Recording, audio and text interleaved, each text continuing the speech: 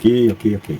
Estamos aí pronto para iniciar a nossa fala. Vejam bem, aqui nós temos um dos órgãos dos sentidos, a audição, ok? Temos olfato, temos paladar, vou pular ele propositalmente, temos a visão, temos o tato, ok? Bom, o fato é, o tema do nosso trabalho hoje, desse vídeo, é dicas para o aprendizado, mas nós iremos muito além. Bom, então vamos começar. Aqui está mostrando que, por esses órgãos do sentido, entram informações. Todas as informações que entram pelo ouvido, pelo nariz, pelo tato, pelos olhos, todos vão parar aqui, no que nós denominamos, a neurociência fala em córtex, perdão, fala em hipocampo, ok? Mas ela também fala que tem aqui, isso não é coisa descoberta recentemente não, viu pessoal? Isso é coisa muito antiga. A neurociência, logicamente, se apropriou das denominações já existentes. Aqui nós temos o córtex, aliás, vamos botar um pouco mais aqui, né? Córtex cerebral. Pronto. Então, se você é aluno de uma escola pública, municipal ou estadual, pode ter certeza que o que eu vou falar aqui está acontecendo com você, na sua escola, sua família, né, entre os professores, todos estão imersos num sistema onde está acontecendo esta catástrofe da educação brasileira. Então vamos lá. Eu informo a vocês o que eu aprendi na neurociência, que todas essas informações que vocês estão vendo, que entram pelos órgãos do sentido, vêm parar no hipocampo. Hipocampo é uma pequena memória de trabalho. Esta memória de trabalho, ela tem a função de resolver o problema na hora, né? Alguém me fala alguma coisa, eu utilizo a minha memória de trabalho para pegar dados que vêm vir lá de cima do córtex cerebral, porque há uma intercomunicação aqui, para que eu possa compreender o que essa pessoa está me falando. Bom, vamos levar isso para a sala de aula. O professor explica ao aluno. O aluno, utilizando os poucos ou muitos conhecimentos que ele tem, que já está aqui no córtex cerebral, no que nós chamamos também de memória permanente ou memória de longo prazo, ele utiliza o que já está aqui para compreender o que está chegando aqui. Bom, maravilha. O aluno compreendeu o que o professor falou. Pasmem, mas as nossas escolas pensam que o processo acaba aqui, né? As nossas escolas ignoram a ciência. Nossos governantes, infelizmente, os nossos gestores, entre aspas, porque escola é escola, não é empresa, embora, né, haja uma onda neoliberal querendo transformar tudo em empresa, inclusive o próprio Estado, né? E agora eles estão procurando transformar a educação em empresa, com vocábulos próprios de empresa. Nossas escolas hoje estão abarrotadas de mecanismos empresariais que mais dificultam e atrapalham a aprendizagem. Já visto vários municípios dos 5.570 municípios do Brasil, vários deles estão com uma febre de planilha. Planilha como se educação agora fosse uma empresa ou uma multinacional que não funciona se não tiver planilhas. Pessoal, mesmo professores antigos, bons professores, pessoas de boa índole, caíram nessa balela e insistem em continuar. E o pior, pessoas que têm um poder de mando, né? Pessoas que têm autoridade para empurrar a goela abaixo dos professores esta missão de planilhar tudo, tirando a liberdade da criatividade do professor em gerar uma boa aula, uma aula que o aluno realmente compreenda e depois saiba o que fazer com aquilo que ele compreendeu. Bom, planilhas à parte, eu acho que um dia pessoas vão responder, porque isso é um crime lesa humanidade, né? Vão responder, nem que seja no juízo final, porque tudo isso está levando hoje a nós constatarmos que o QI da nossa geração alfa, aquela que eu luto incessantemente por ela, esta geração alfa está apresentando um QI mais baixo do que a sua geração anterior, a geração dos seus pais, ok? Pessoal, isso é terrível, isso é um descalabro, né, contra a educação. As pessoas esquecem que a educação é um direito universal. Obviamente é um pleonasmo, porque o direito ele tem que ser universal, ou então tem que ser universalizado pelo consenso. Então veja bem, a partir do momento que nós sabemos que o conhecimento, a informação, tudo chega aqui no hipocampo, né, mas você compreende, você resolve um problema ou outro, etc. Mas tem um problema. Você vai ter que dormir. E quando você vai dormir, por ser esta área daqui pequena, ela precisa se esvaziar. E para ela se esvaziar, ela tem que saber o que ela vai deletar, né? O que ela vai jogar por terra. Esse aqui é o símbolo de terra na eletrônica. Ela vai jogar para o terra, né, informações que este indivíduo não priorizou. Para ele não foi importante. Chegou até ele, mas ele resolveu, tá, e quer esquecer e acabou. Agora, em se tratando de escola, o que nos interessa é como levar informações daqui para cá. E aí eu entro com essa coisa que eu chamo de hashtag 2 vezes. Significa que tudo aquilo que você vê e depois revê, ou seja, 2 vezes, o teu cérebro vai entender que aquilo é importante para você. Obviamente, sendo importante, abre-se as portas para o córtex cerebral. Então você dorme e este conhecimento que está aqui, escolhido por você por conta da sua revisão, ele não vai vir em direção ao terra. Ele não vai ser deletado, ok? Pronto. Uma vez que você sabe disso, é importante compreender que, quando esse conhecimento chega aqui no córtex cerebral, ele passa a fazer parte do seu cabedal intelectual. Por quê? É o intelecto que vai conectar nos sistemas de silogismo, né? Ele vai conectar uma informação com a outra, com a outra, com a outra, e vai lhe permitir, inclusive, gerar novos conhecimentos. Tudo acontecendo aqui. A gente pode falar até que isso aqui é o universo filosófico, né? Então, essa informação, ela precisa estar aqui. A escola existe para isso, para pegar essas informações diversas, passar por aqui e botar aqui dentro de bandeja para você. E você ter neurônio suficiente para receber e dar o tratamento adequado. Então, pessoal, o papel da escola, infelizmente, está sendo praticado pela metade. Ou seja, a falcatrua está aqui. Vejam só.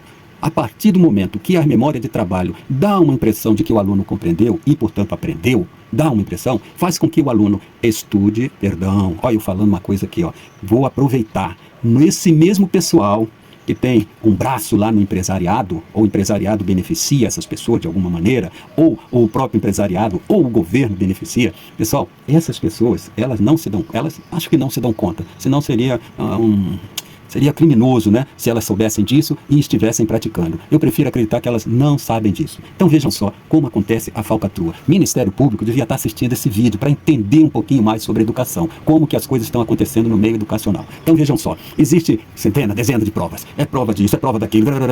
Todas essas provas, informado o dia certo, a hora certa, tudo certinho, que é para que a criança já vá se acostumando com essa ideia de estudar para a prova. Estudar para a prova. Quando eu estou falando em hashtag 2 vezes, eu estou falando em estudar para aprender. Estudar para transportar o que está aqui na memória de curto prazo para a memória de longo prazo. Isto é estudar. Por quê?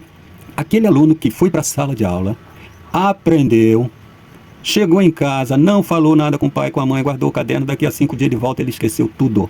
E o tempo vai passando, chega o dia da prova. Ele olha de novo esse assunto quase como se fosse a primeira vez. Estuda para a prova, mas com um compromisso interno de após a prova.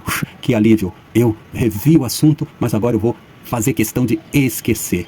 É assim que está acontecendo. A coisa fica apenas a nível de memória de curto prazo. Toda a educação brasileira nas escolas municipais estão acontecendo desta forma. No lugar deste aprendizado acontecer, as escolas estão sendo abarrotadas de planilhas e mais planilhas e mais planilhas, parecendo aquelas figuras, né, que na esquizofrenia, eles saem fazendo um monte de papel e pendurando pela parede, aí você olha assim, aquela coisa catastrófica, estranha, mas na mente daquele indivíduo que vê duas realidades, para ele aquilo dali é importante. Infelizmente, está acontecendo isso dentro da nossa educação brasileira. E aí, se isso daqui se repete uma vez, 2, 3, vai acontecer, pessoal, que esse aprendizado que aconteceu, se perdeu, veio só para fazer a prova, se perdeu de novo, e aí quando ele chega lá nos 18 anos de idade, 18 anos, nós vamos ter um ser humano com 18 anos descobrindo que o potencial intelectual dele está mínimo. Ele aprendeu muito, mas esqueceu muito, porque não soube fazer o processo de levar daqui para cá. Infelizmente, essas escolas são a maioria. É planilha, planilha, planilha, tudo faz parecer que tem um controle tal, e ter controle não significa ter aprendizado. Então, essas pessoas que insistem nessa balela deviam parar de ser metidas a serem empresários e voltarem a ser professores de verdade. Então, veja bem, agora vamos ver uma outra situação. Uma escola que não tem lá tanta planilha, nem tem essas plataformas que levam dinheiro do governo e das escolas para fazer parecer que há aprendizado. Eu estou falando das escolas que ensinam com criatividade aquilo que é realmente fundamental, essencial, e faz com que o aluno compreenda, faça uma boa fixação, para depois no outro dia aprender mais, compreender mais, fazer uma boa fixação, e essa fixação cai para trás agora. Essa fixação, basta que a criança chegue em casa, ô mãe, hoje na aula de arte eu aprendi sobre notas musicais e tal, e a criança vai contando entusiasmada, mesmo que o pai saiba tudo aquilo, deixa a criança contar, porque naquele momento essa criança deixa de ser aluno, passa a ser estudante. Ele já está estudando em casa, ele está vendo pela segunda vez, e com a contribuição da audição do pai ou da mãe, este aluno já está começando a pegar o conhecimento daqui e trazer para cá. Simples assim.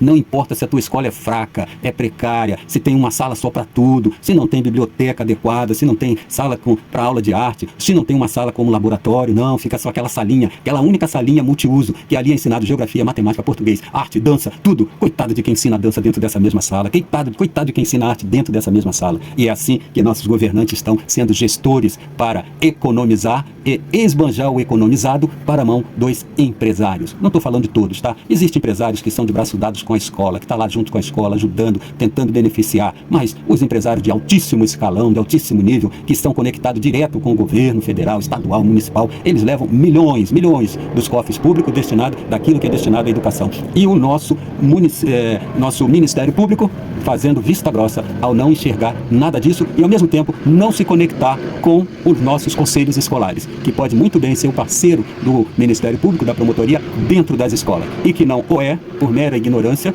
de muitos pais, muitos professores, do próprio Ministério Público, que nada faz. Haja visto nosso fórum dos conselhos escolares desde 2023, já está instituído por lei, né? 14.644, já está lá, é só olhar. Mas qual é o município que já fez o fórum dos conselhos municipais? Aliás, dos conselhos escolares? Quase nenhum. Pessoal, então vocês estão vendo o desastre da nossa educação brasileira e eu estou apontando aqui, dentro desta área chamada hipocampo. Como ela é capaz, né, de resolver as coisas assim momentaneamente, a educação está se pendurando em cima disso, fazendo as pessoas acreditarem que, porque compreendeu naquele momento, já pode fazer uma prova bem rapidinho, né? Igual esse caso que eu citei aqui, ó. Esse caso que o aluno vai estudar para a prova de novo em casa, vai rever, é na véspera ou no dia seguinte, que é no mesmo dia da prova. Porque se ele chega lá e a prova for adiada, todos os conhecimentos despencam. Ele perde, ele fica apavorado, ele fica ansioso, ele tem que fazer logo a prova, porque ele não aguenta manter esse conhecimento aqui, que ele acumulou em poucos minutos antes da prova. E é com isso que as escolas estão contando e avaliando. Aí esse aluno que teve a prova na hora certa, tudo certinho, ele tira um 10.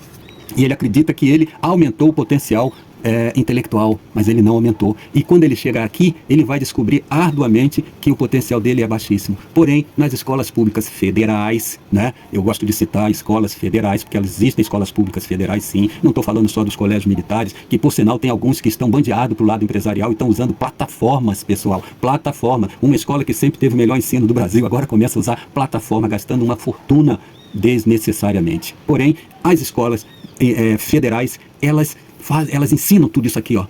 Os alunos sabem da necessidade de estudar, eles levam muitas atividades para casa e é cobrado e coisa e tal. E tem outras escolas que são as escolas particulares, não toda, porque a maioria só está levando o dinheiro dos pais, porque a educação em si, depois no final dos 18 anos, mesmo na escolinha particular, o potencial, a quantidade de conhecimento intelectual está aqui, ó, está igual da escola pública. Às vezes um pouquinho para cima, um pouquinho, mas esse pouquinho não é suficiente para competir no mercado. Agora, as escolas particulares, consciente, de grande porte, essas sim, e as escolas federais, elas fazem com que o conhecimento aos 18 anos, Por quê, pessoal? Eles têm salas que não são salas multiuso, que contribui com a precariedade. Ele tem lá sala de arte, o aluno aprende arte, aprende a pintar, desenhar, o aluno aprende música na sala de música, o aluno aprende, faz pesquisa porque tem biblioteca com enciclopédias e tudo. Pessoal, este pessoal aqui e este pessoal aqui, olha o que acontece, ó. Isto aqui nós chamamos de diferença social.